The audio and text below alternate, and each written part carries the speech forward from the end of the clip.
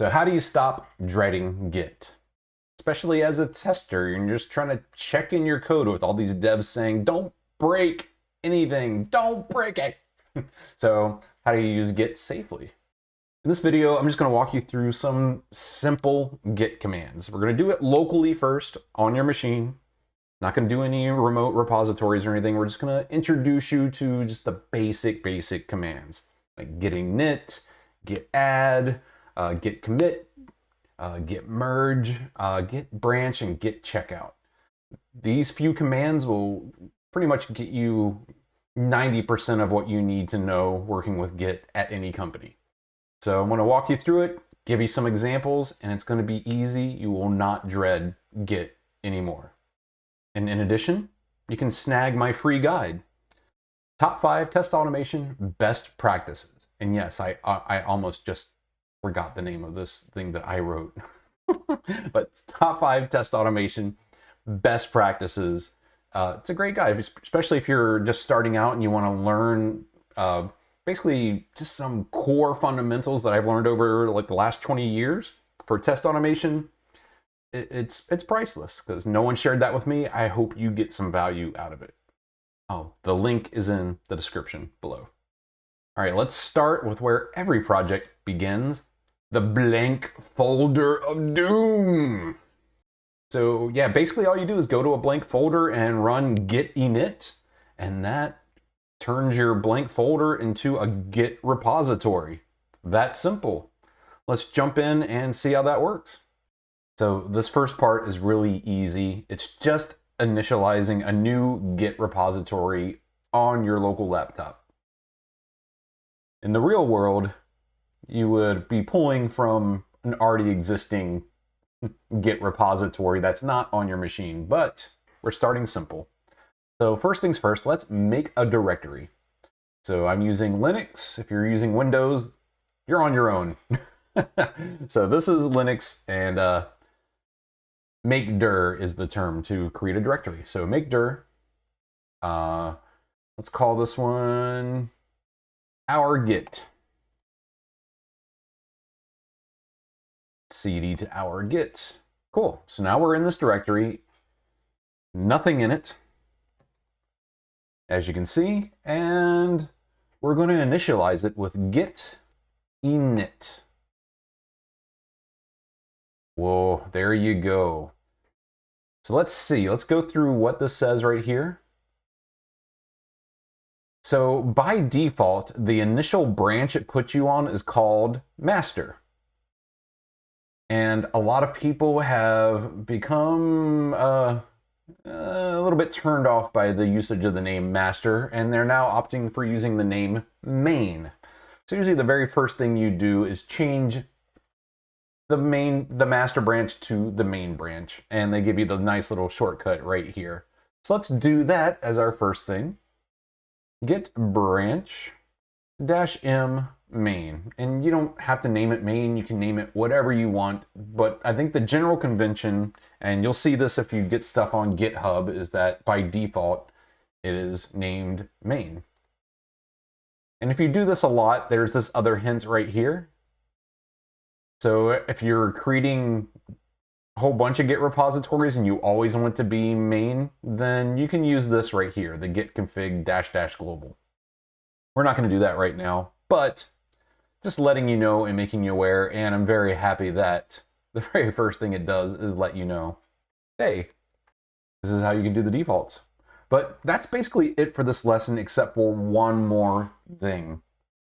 One of the first things you're going to want to do is set your email and your name for your GitHub repository, or your Git repository. And this is more important for when you're at a company and you're using like some other system like Circle CI or GitHub or Azure, all these. There's a ton of different source control type of systems, but when you're at work, you want to know what your email is and your name is so people can identify who made the commit. So that's all this is. It's just letting you put in your name and email so people know who you are. So that would be git config -- global Global means it's going to affect every single Git repository on your machine. So config -- global, and you can definitely override this per. Actually, I'm getting into the weeds. Let me just stick with one thing. Anyway, so git config -- global user - email. And if you just do that by itself, it lists what the current value is. And right now I cleared it out, so there is nothing. And that's what you're going to have as well. So now you just do that again, user - email, and you just set your email. And I'll just go Seth@likeshorror.com. And then you can check that again, git config -- global user .email without anything else behind it. Hey. Then the second one you want to do is your name. So git config -- global user .name. And I'm going to set that. I'm going to put a quote, Seth Jackson. The reason I put the quote is because we have a white space right here. Anytime you have white space or other weird characters that can be interpreted by your terminal in a different way, you should put quotes around it. Those quotes will be stripped out, and I'll show you in a second. So now I put that in there. So git config -- global user .name, just to see what is there now. And Seth Jackson, see, no quotation marks around it. That's it for this one. And this sets you up for the next part, which we're going to start adding stuff to this Git repository. And no need to stress out yet. This is just initializing. You haven't checked in any code. You haven't done anything. This is just setting things up for you. In the next part of this lesson, we'll get into it. This part is a little bit wonky. It is git add, git commit. These are the two commands you're going to be using over and over again repeatedly.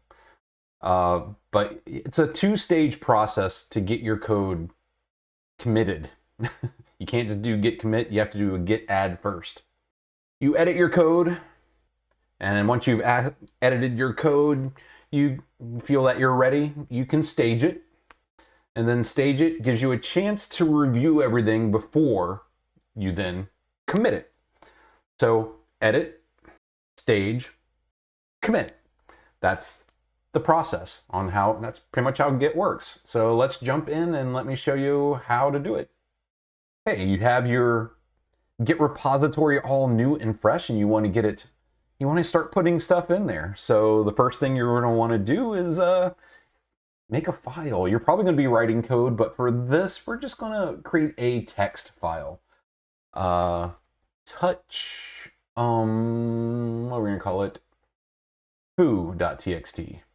And for those of you unfamiliar, on Linux, touch just creates a file, an empty file. That's all it does. Touch, foo.txt. And on my thing, I have some special things set up for my my terminal. So it gives you a little indication here that, hey, there's something going on with Git. And I'll show you the way to look at this actually right now. Anyway, so we got this empty file, foo.txt. And if we do git status right after creating that file, you can see right here, and then you'll see this a lot, tells you the branch, tells you, hey, you haven't committed anything to this branch yet. You got some untracked files, foo.txt, what we just created, and there's nothing added to commit. So right now we're untracked. So you want this file, foo.txt, we want to commit it. Or actually want to add it, sorry. I'm getting ahead of myself. But first things first, we do a git add. Git add, and you can put the name of the file, foo.txt. And now we do git status again.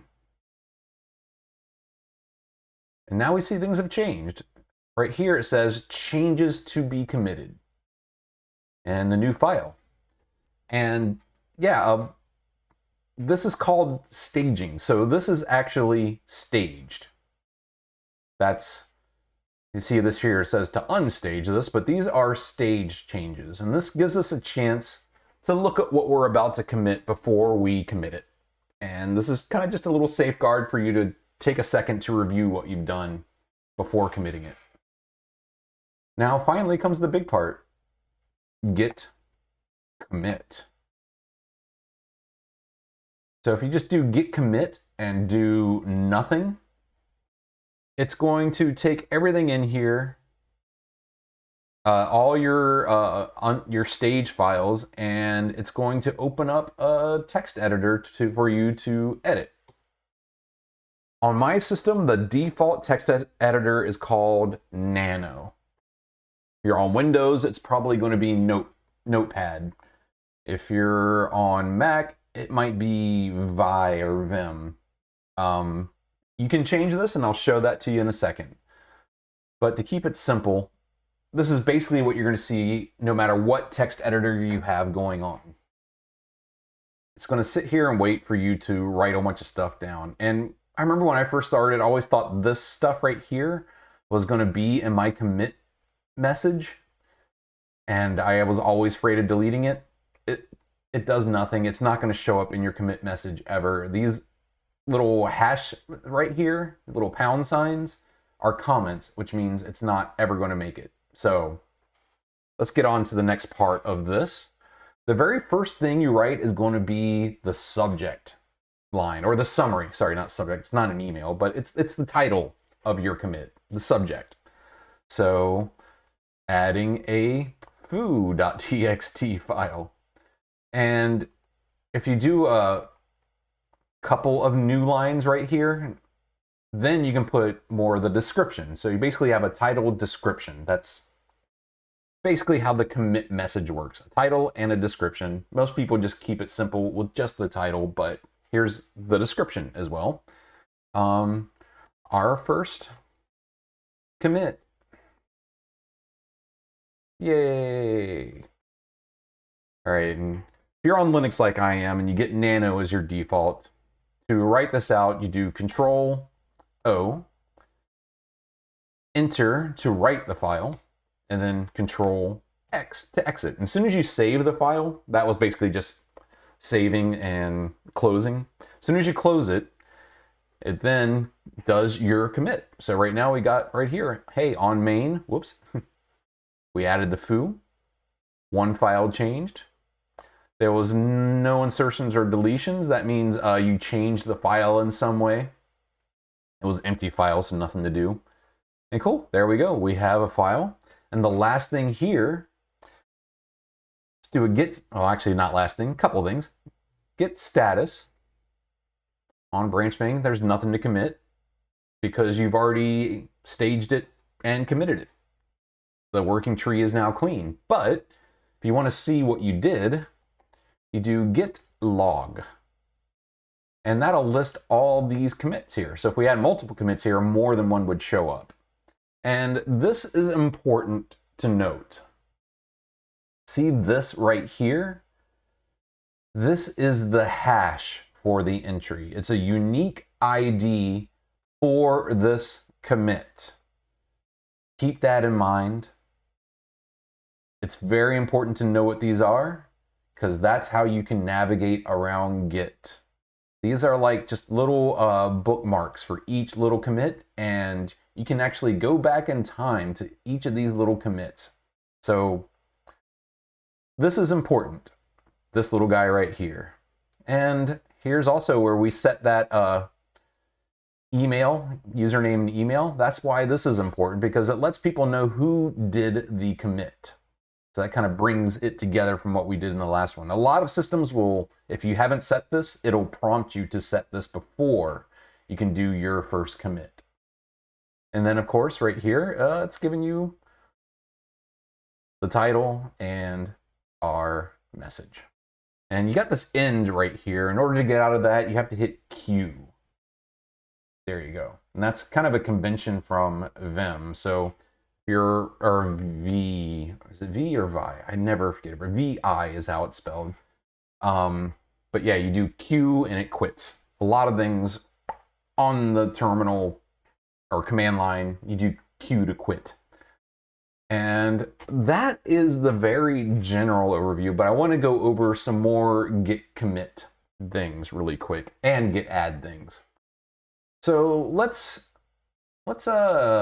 edit this foo.txt. I am gonna open it up with a nano again, since just keep it all one type of text editor. Nano foo.txt. Let's see, there's nothing in it, so let's just add hello get. And again, the Control O, enter Control X. And see, you got this little like, hey, we edited something. So if we do a get status again, hey, we modified foo.txt. So let's do a get add. So if you do get add, right here after the add, you don't need to put exactly the file name. You could actually do just dot. And the dot means the current directory. Just like and just to demonstrate that, like if you do like ls dot, it's just going to list out the contents of this directory. If you cd to dot, it just changes to this directory. Dot means this directory. Dot dot means one directory above this one. For those of you not familiar with how that works, but if you do a get add dot, let's try it out. Let's do a get status. That also added that foo.txt. So be careful with get add dot though. This will add everything. So if I had multiple files, and by the way, you can keep using get add over and over and over again. You haven't committed anything, so you can keep modifying foo.txt as much as you want. So let's see if I do nano foo.txt one more time and change hello get to hey get. Whoops. Hey get, Control O, enter Control X, and do get status here. Cool, you already have this one for staging and this one for modified. So let's try get, but let's add one more thing just so I can demonstrate how get add with the dot can add multiple things. So get add, actually, sorry, let's do another one, touch bar.txt. So added a new file here, get status. Oh, we got an untracked file here. Let's add it. Get add dot, and add dot will add this modified foo.txt, even though it's already modified here, but this is a different change. We've done something different here than we have here. So that's why they're different areas. Plus, if we already staged this one before, we haven't staged this change yet. And there we go with that new bar.txt. Let's do the get add and do get status again. And now everything is there. So combine those two different foo.txts into one, and it also added the bar. So get add dot is pretty much the common way you're going to be adding files, but you're going to want to be very, very careful with this because it will add everything, even the things you do not want. So let's say your file system adds something called, like if you're working on a MacBook, a lot of times you're going to get something called DS store. So you're going to get like, I'll just create one, touch dot ds underscore, I forget, DS store, something like that. And I forgot what that even does, but it shows up on MacBooks all the time. So now we got this file. This is something we don't want to add, and it's going to show up here. So if I did a get add dot, it's going to add the file that we don't want in there. And an easy way to actually, if there are files that we don't want, but they're going to be in our directory all the time, you probably want to just ignore this file. A cool thing you can do is create a special file for Git. It's called .gitignore. And let's create one right now. Do touch.gitignore.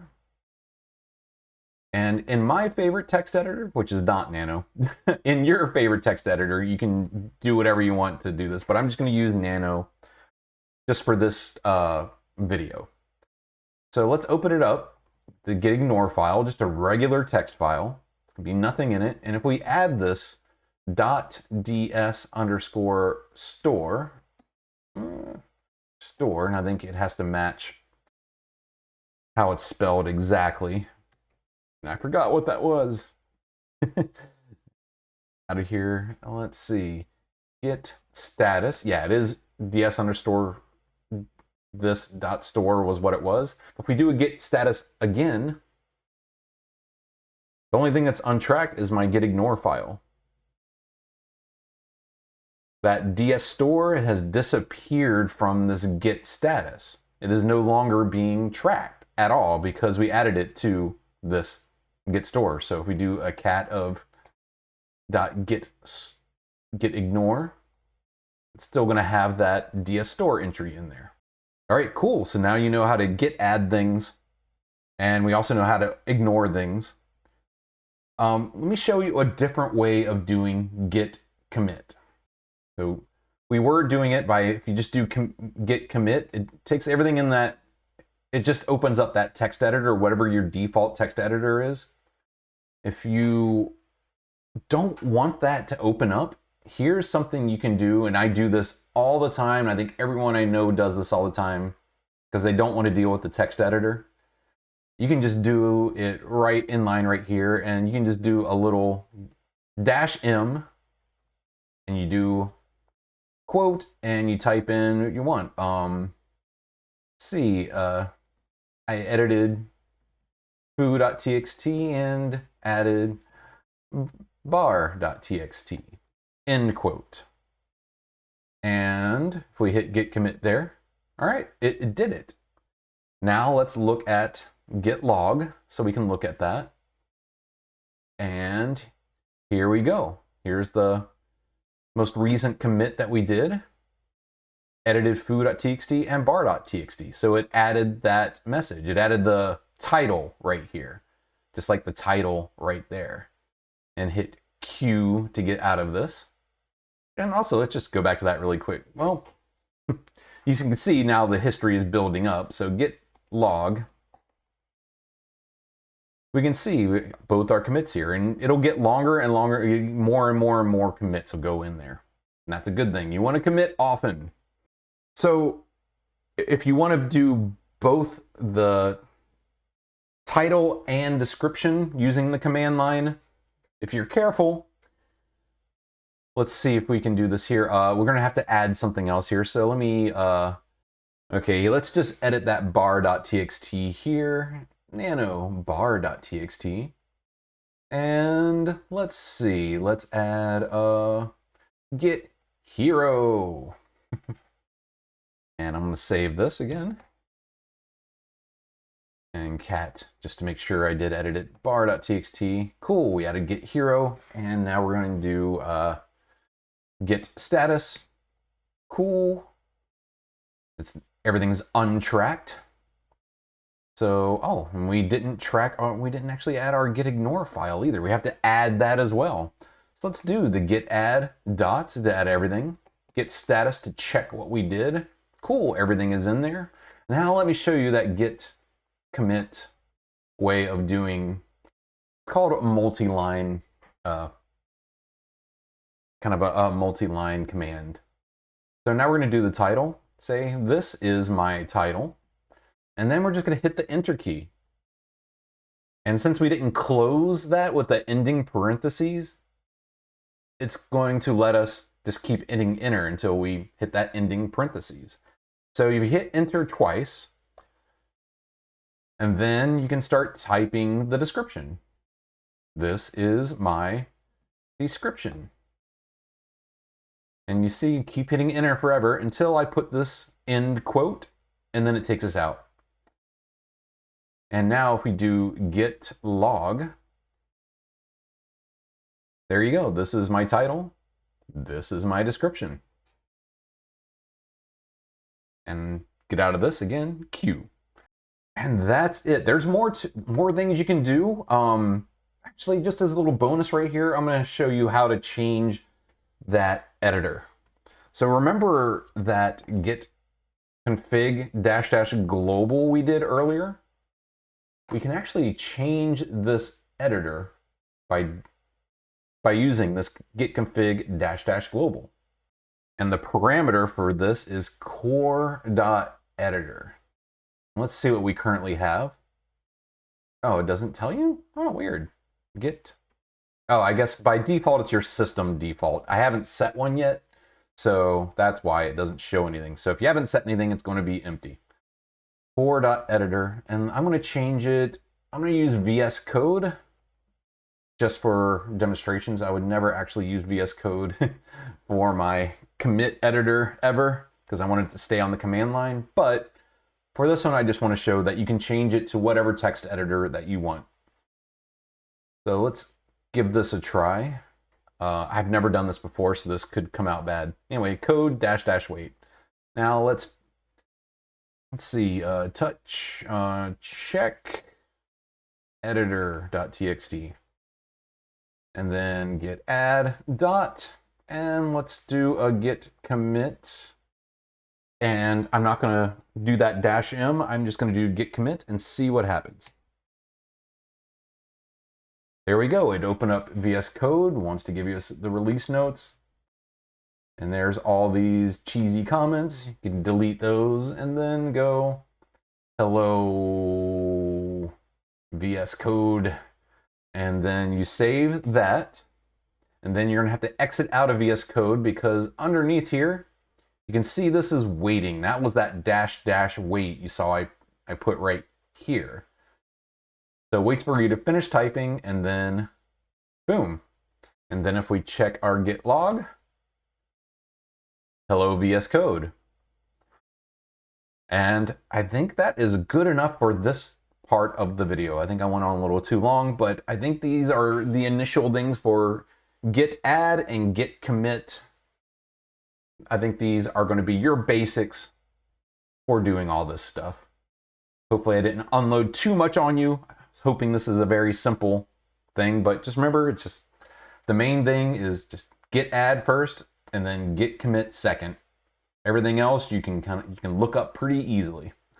Once you have this two-step process down, the stage and then commit, it's easy. You just do it so many times, it just becomes second nature and you won't even think about it anymore. Just remember, git add stages, git commit saves. And by the way, don't forget to grab the free guide, Top 5 Test Automation Best Practices.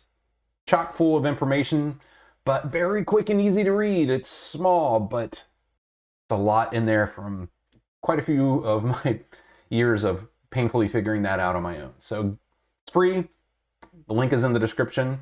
Give it a download. Now this is where Git is awesome, working with branches. Branching off the main branch, and it's awesome. But why would you even want to branch off of anything? Well, the reason is the main branch has the code that you're shipping to your customers. You don't want to mess with that. You want to make sure whatever you're doing is rock solid. So what developers do is we branch off of that. You create a branch, it's like a little snapshot of the code, and now you have your own little playground. Your branch is your playground, your little sandbox to do whatever you want to do with the code. You can play with things, you can experiment, you can test things, you can fix things, you can create your new feature. So let me show you in this one just how to branch and what you can do on your branch. It's easy, it's simple. Git makes it very simple. Let's get started. Okay, the very, very cool thing about Git is branching and merging and all that good stuff. So we're going to cover branching really quick. It's super easy. So when you make a branch, you just do git. Actually, I haven't done it this way in a while. I usually do it a certain way, but I'm going to do it git branch. Actually, I'm probably going to do this wrong the very first time, but let's give it a shot. Git branch, my first branch.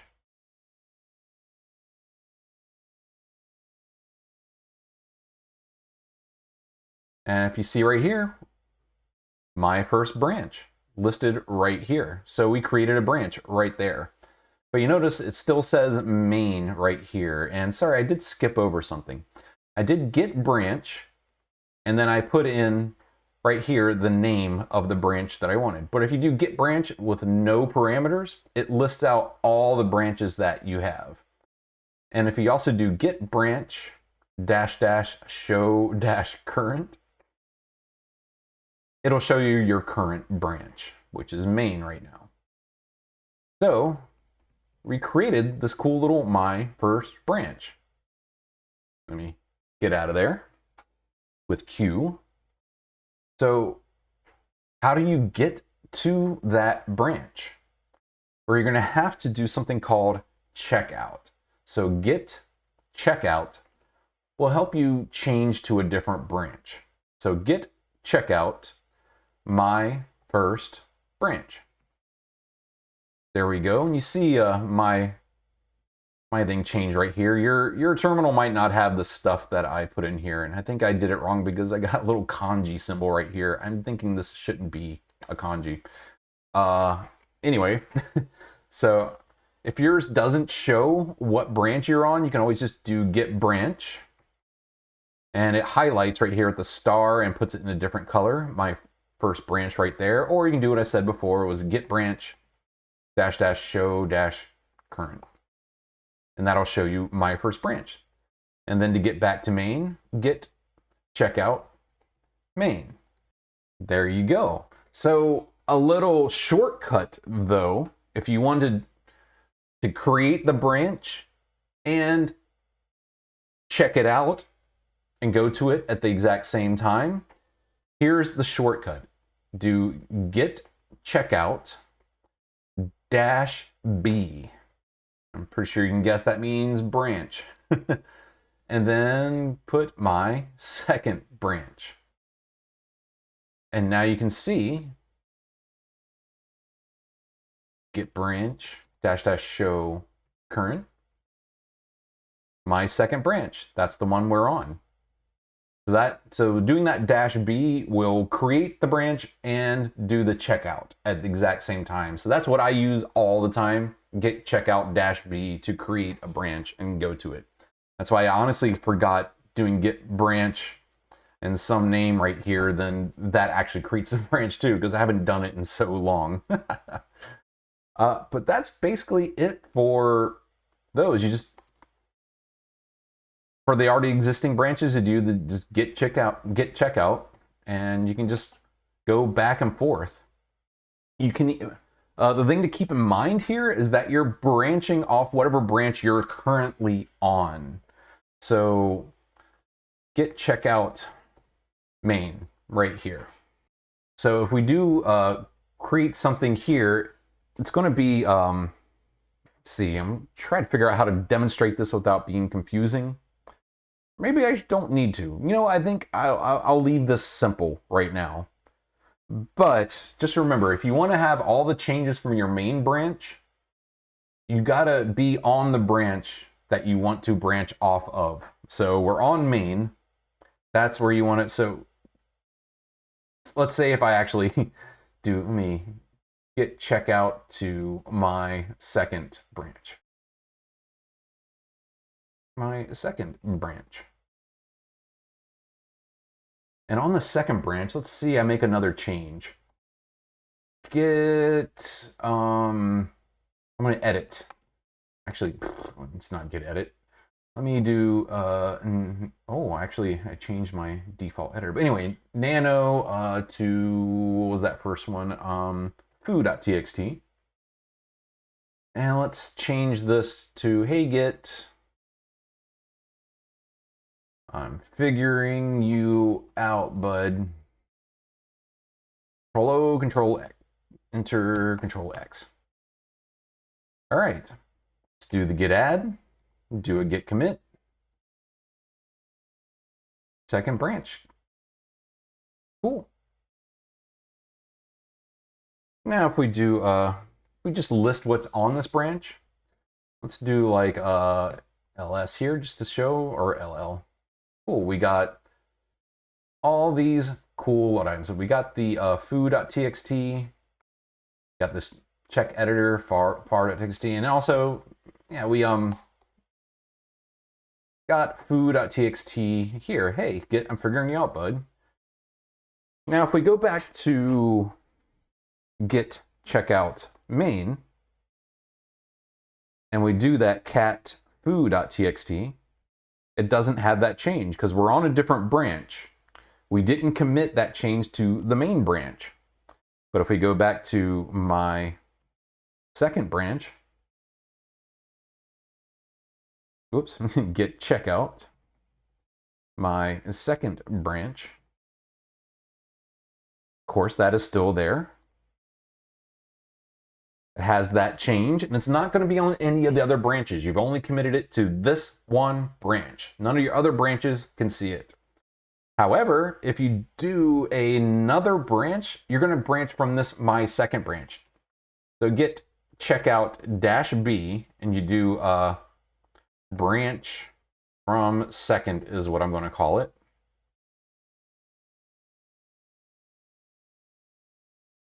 And there we are. And if we do that cat foo.txt, you see it has that thing that we added from my second branch. So you've branched off of my second branch. Yeah, I'm spacing at the moment for a nice little Git UI tool to like show you all the branching. I should know, I just never use any UI for Git ever, except every now and then in VS Code, but for the most part, I just do everything on the command line. I'm a little old school that way. But yeah, we got a branch from second here. So yeah, this only has changes from that second branch. So if anyone keeps adding changes to the main branch, it's not going to show up here. So let me demonstrate that. Git checkout main. And let's see, I'm going to do nano on foo.txt here. Hey, Git. How's the weather today? And control enter, control X. Okay. Let's do that. Git add dot and git commit -m. Another main commit. And cool. So we cat foo.txt says, hey, how's the weather today? And if we go back to our other branch, git checkout, what was that name of that one? The first one was on second, my second branch, and do a cat on that foo.txt. Hey, you can see that change is different. It's not the how's the weather today. It says, hey, I'm figuring you out, bud. And if we get checkout to that other one we created, what was it? From second branch, or branch from second. Yeah, git checkout branch from second. And we also do that cat foo.txt. Hey, it still has that one change in here because we have not synced main back into this branch. So just remember, your changes are isolated to your branch.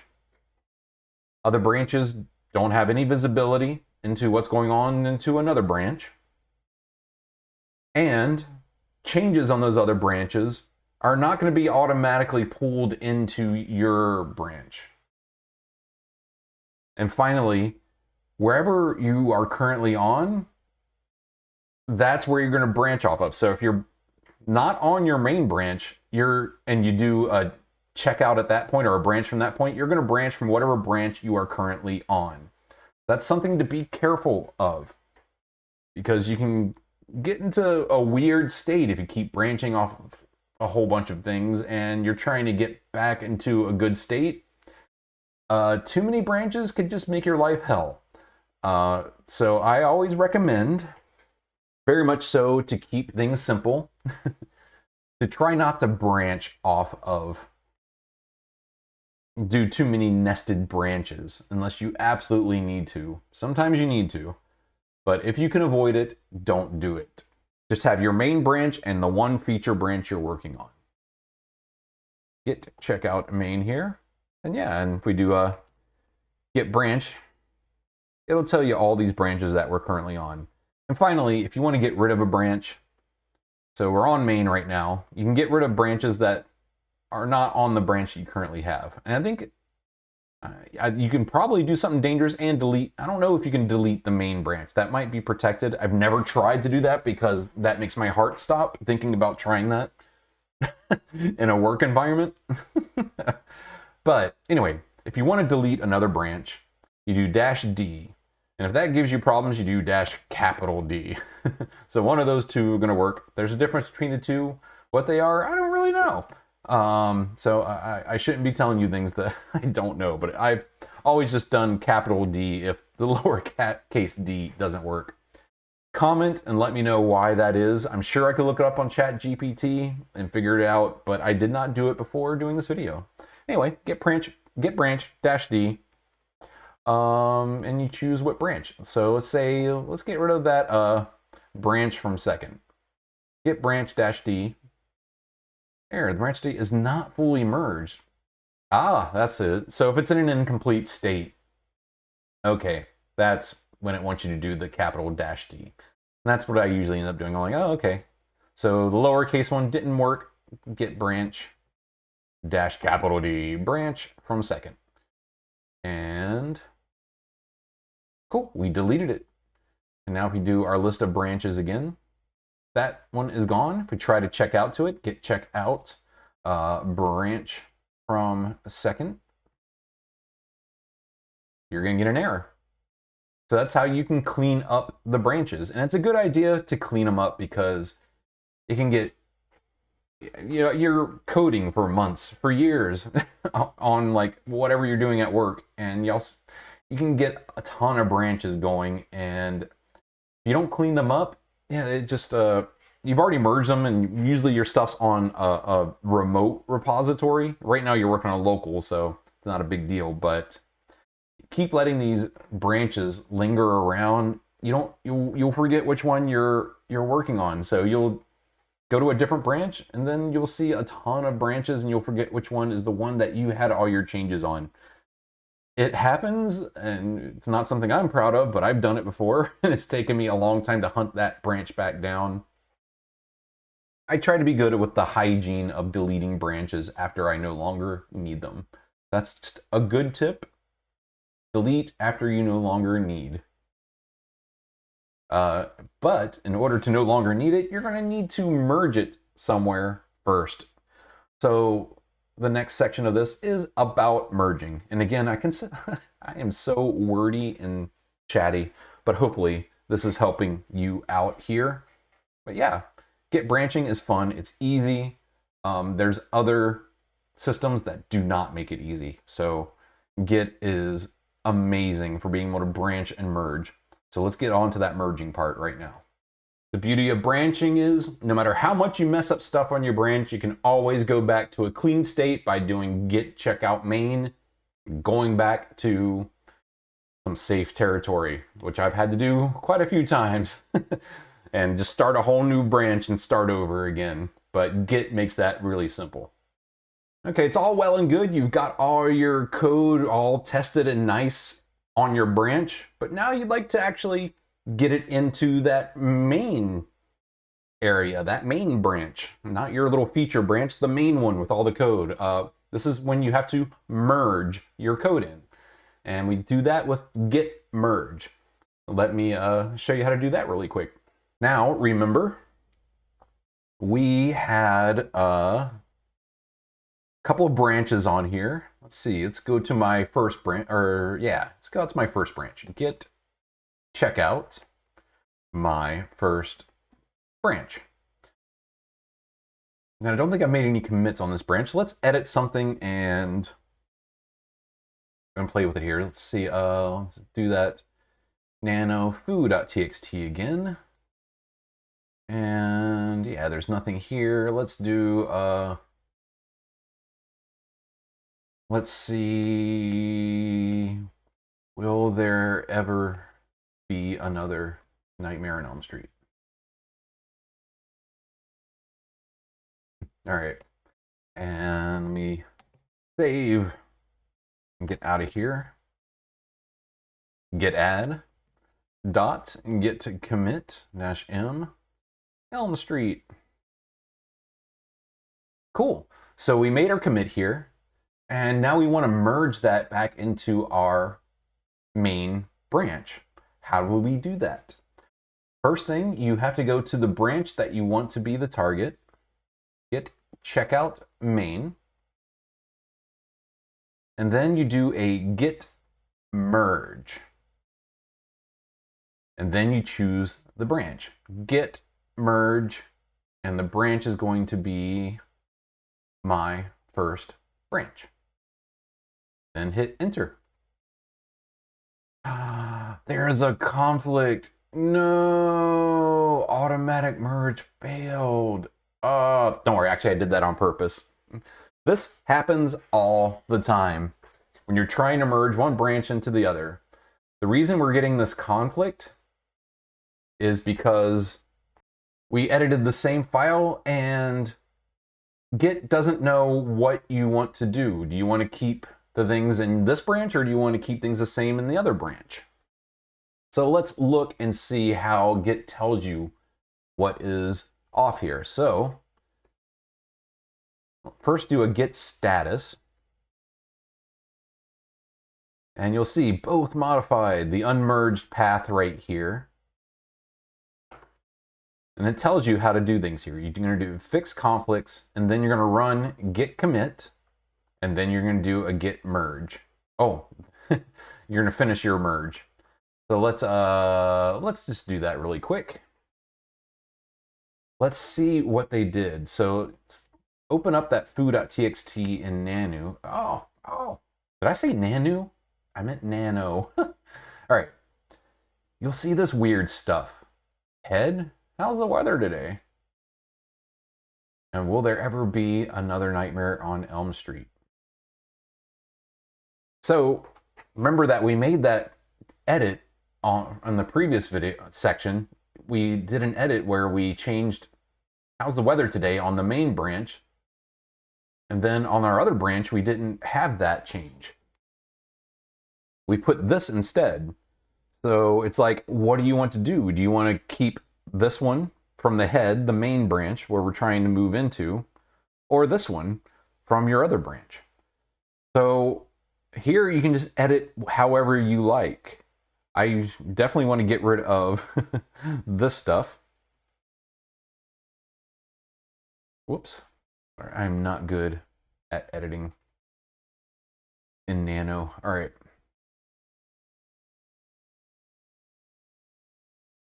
I want to keep both lines. Like, how's the weather today? And hey, my first branch. And then I save this one.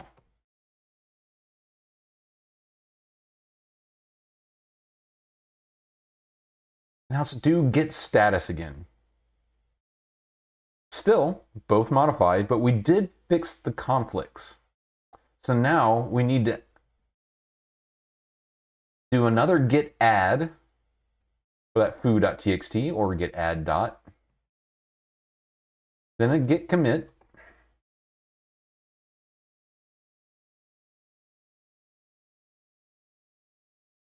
And I'll just keep whatever git commit says here. It says merge my first branch. If you can't see, merge my first branch right there. Save. Oh, cancel. Whoops. What did I do? All right, there we go. Accidentally hit the wrong X button here. Cool. Now git status. I didn't do anything. All right. So I committed that. Now let's look at git status, git log. We did, there's that merge. We merged in that conflict. You know what? I think I'm going to do this all over again, because that was a hard way to start this off. I should not start with a merge conflict. That's a shitty way to teach. I said I was going to keep this simple. A merge conflict is not simple.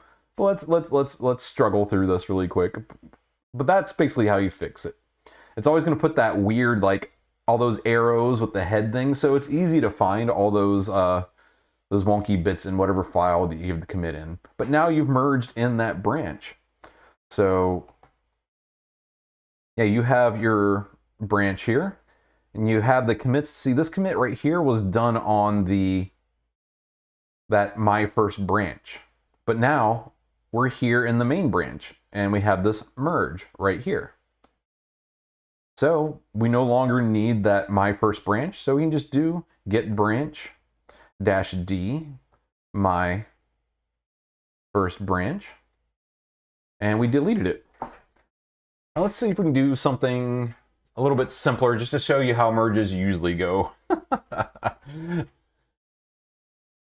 But you're going to run into merge conflicts a lot. It just happens because you're usually working on the same files and editing them. You're going to get conflicts. Don't worry about it. You'll get used to it after a few times of doing it.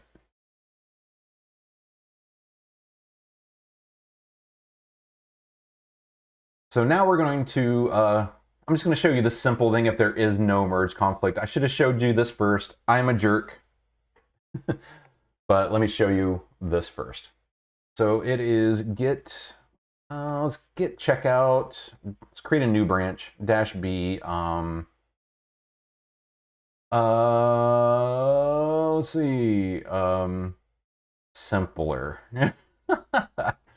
Name of this branch is simpler. All right, let's just add another file in this branch. Touch, keep it simple .ini. Okay, and I'm going to do a get add, get commit, keep it simple. Cool. So we created that. Get status should be clean. Cool. All right. So now we want to merge this over to the main branch. So let's do our get checkout main.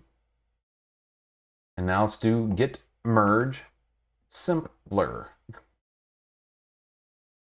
There it is. Very simple, very easy. There is no merge conflicts. It just does a simple fast forward merge.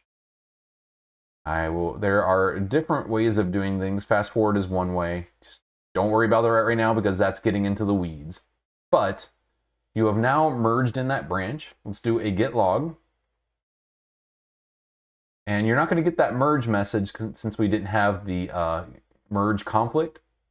All we have right here is keep it simple. That was the merge we did on that other branch, and now it's here.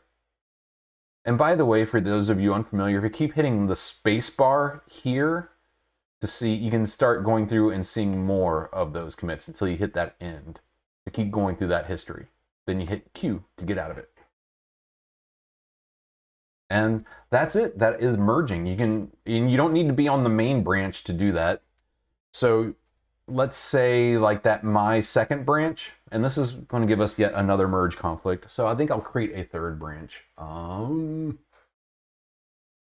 I'll just go over to my second, just to demonstrate really quick. Get checkout. We had that other branch called my second branch. And do a get log on this. You'll see it doesn't have that Elm Street or keep it simple or the other merge thing we had, because we never had it. But say you're working on this branch, but someone checks in something to the main branch and you want it in your branch now. There's better ways of doing this, but I'm going to just show you the simple thing. You're going to do a get merge main. And that'll take everything from main and put into this branch. Oh, we got conflicts again. Of course, we're going to have conflicts because we edited that foo.txt. Again, you see here's that head. So if we just delete this stuff, oh man, how does delete work in, did I just do backspace? No, that doesn't do it. Anyway, edit that stuff out, get rid of these funky lines, put everything together into one now. Cool. Now we have all three changes, all those three different branches edited this foo.txt. We have them all together now. Let me save this and exit out of it.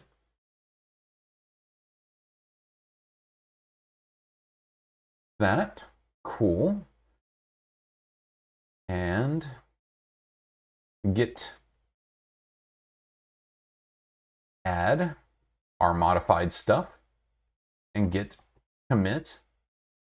Oh, I can use the -m there too. Yeah, merge branch into that. Sounds good to me. Make sure to save it. Control save, and then end that. Cool. And now we merge the main branch into my second branch. There are some cool things called rebasing that I'm going to do that in a future video because that's more advanced Git stuff. But right now, Git branch, Git merge. Those two things are what you need to know right now. Git branch, Git merge. All right, just to be honest here, you're probably not going to be doing a Git merge into main. You're probably going to have some source control system like, you know, GitHub has their source control system, then there's a Circle CI, whatever system that you use at your company. There's probably going to be a lot more into just merging your code in. You're going to have code reviews, you're going to have test run, you're going to have a system. But for your local development, this is perfect. This does exactly what you want. We'll get into more complicated scenarios in the future, but this is basically behind the scenes what is happening with when you check things up into the cloud. Okay, we've gone in through quite a bit of merging and adding, but what if you mess up your code a little bit and you want to kind of go back? How do you do that? Git makes it really easy to recover from something you messed up. Let's look at it. Okay, and here's like a little quick bonus on how to just fix something or just undo a change that you didn't mean to do. And you're dirty, but you don't want to stage it and commit it. How do you undo it? Let me git checkout to main. And let's see, let's git checkout to, I'm gonna call this branch fix stuff. So git checkout -b to this new branch fix stuff. And let's say I edited that bar.txt. Let's see, actually, let's see, nano bar.txt, git hero, and say, do more stuff. I don't know. Do more stuff. Anyway, save that. Doesn't matter what you put in there. All right. We're like, oh, I didn't want to do that. I really did not want to do that. Oh, how do I get rid of it? All right, so you see right here, Git tells you how to get rid of it. Git restore file. So right here, I can just do git restore bar.txt. Then we do another git status. Whoa, it's done. There's nothing there. Git restore is cool. But what if you staged it? All right, so let's edit that bar.txt again. Git hero White Stallions rule. Is that what it was from Bill and Ted's Excellent Adventure? Nah, I don't know. You're cool. All right, Control X, Enter Control. All right, there we go. And let's git add this. And now let's do a git status. Oh, it's modified, but we don't want it anymore. We still use the git restore, but we use --stage to get things out of the staged area. Git restore --staged bar.txt. And if we wanted to do multiple files, we just do that dot again. And there's other wildcard things you can do here, but I'm just keeping it simple for this. Dot will do everything. or we can just do bar.txt to just get bar.txt. So let's do that. Git restore, bar.txt, and get status.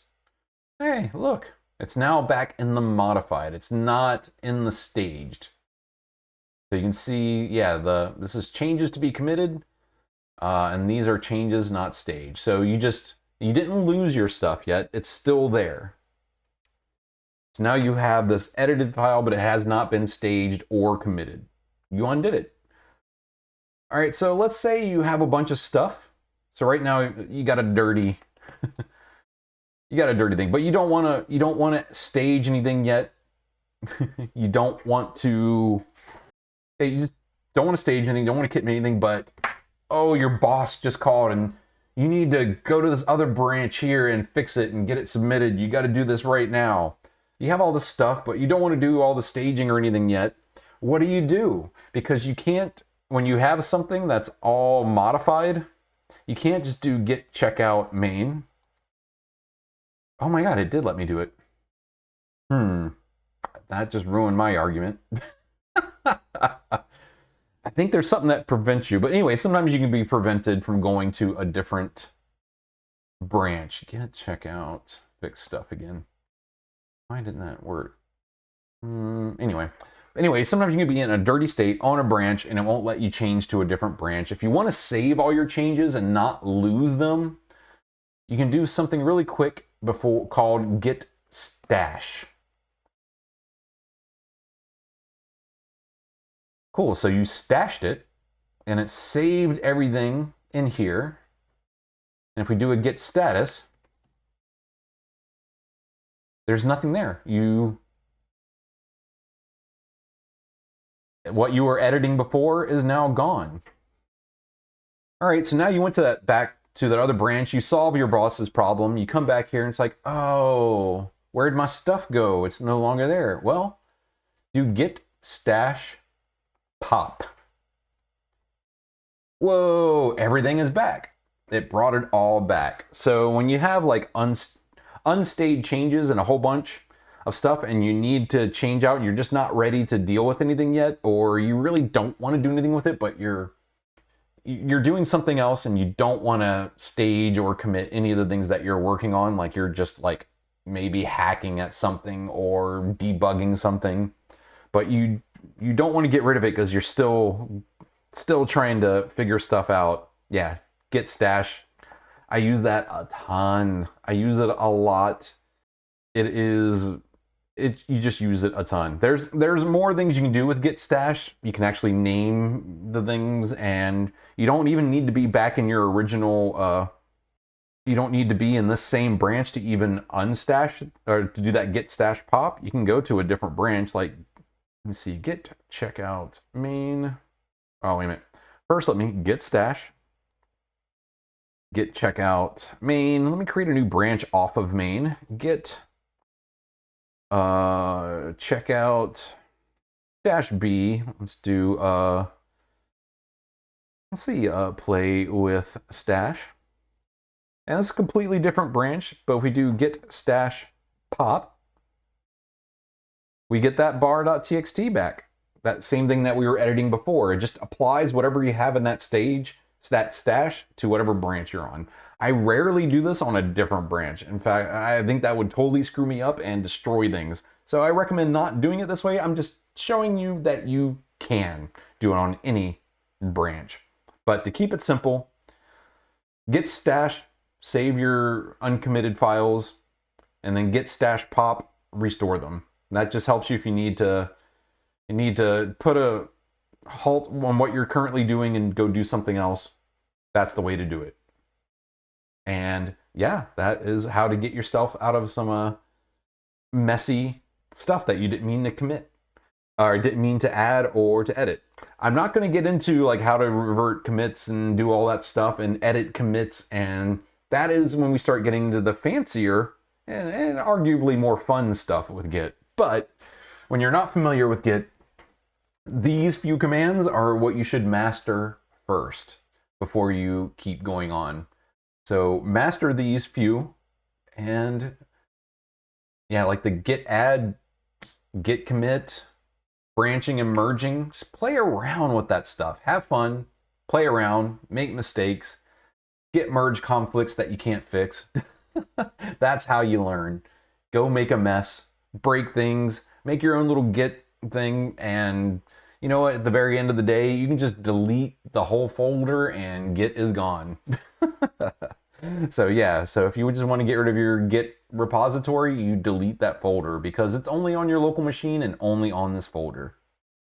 And hopefully this helped you out. All right, back to my talking head. So Git provides a ton of ways for you to recover from things. I did not cover even a fraction of how to get out of bad situations with Git, but this should give you like just the basics of what you need to really recover from errors, or not errors, but like mistakes on your part, or bad coding, or you just want to throw away what you worked on because you hate it. This is how you do it. Okay, so now you know how to stop dreading Git. You got the basics. I mean, it's git init, git add, git commit. I mean, git commit or git add, git commit. You're going to be using that all the time. That's going to be a huge chunk of you're using Git. And the other thing you're going to be doing is branching. So doing a Git branch and then merging stuff back in. That's basically all you do. You commit and merge, commit and merge. But seriously, this knowing Git is really important. It's just a basic of being a developer in today's age. Knowing all these Git commands and being really good with commit and having it be second nature, it's an important skill because you don't want that getting in the way of your coding. Now talk to me. Tell me in the comments. Let me know. What do you think? Are you using Git in your job or at school or wherever, however you're doing this stuff? Have you ever used Git? If you are using Git, what problems have you hit? Any nightmare stories you want to share? Or something you feel I didn't cover or covered incorrectly? Let me know. I really, really want to hear from you. Leave a comment. I'd love to chat with you. And again, if you haven't grabbed it yet, make sure to download the top 5 test automation best practices. Quick read. I tried to make it very simple, digestible, but some important info in there to help you out, like flaky test management, you know, just dealing with the common issues in test automation that can trip you up. It's down below, links in the description. Grab it. Now that you know how to stop dreading Git, you might be wondering how to mock data with Cypress. How would you do that? Check out this next video, because when you watch this and pair it with what you learned in this video, so much more powerful. All right, get out of here. Happy testing, everybody. See you in the next video.